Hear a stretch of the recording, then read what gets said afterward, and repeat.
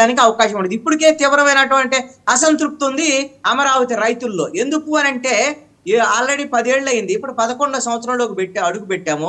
29,000 మంది రైతులు 33,000 ఎకరాలు ఇచ్చారు.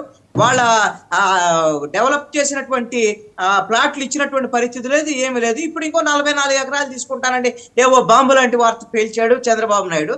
ఉన్నదానికే దిక్కు లేదు, మరి అదనంగా ఇంకా 44,000 ఎకరాలు తీసుకుంటానండి.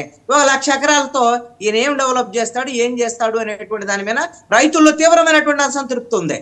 ఇప్పటికే 270 మంది రైతులు ఆత్మహత్య చేసుకున్నారు. దానికి జగన్మోహన్ రెడ్డి ఒక్కడే కారణంగా, చంద్రబాబు నాయుడు కూడా కారణమే.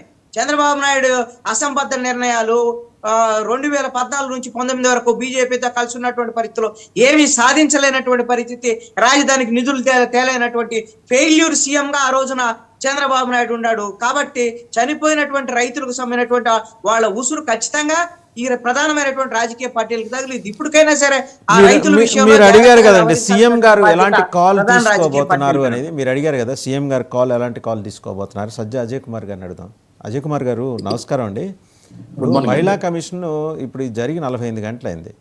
మహిళా కమిషన్ చైర్పర్సన్ గారు ఆవిడ రాజధాని ప్రాంతంలోనే ఉంటారు అనుకుంటాను. ప్రస్తుతానికి ఏమన్నా ఒకవేళ అవుట్ ఆఫ్ స్టేషన్ ఏమన్నా వెళ్ళుండొచ్చు. బట్ ఎక్కడి నుంచి అయినా ఒక్క ప్రెస్ రిలీజ్ వచ్చిందా? ఎందుకు ఇంత ఇన్సెన్సిటివ్గా అయిపోయింది మహిళా కమిషన్?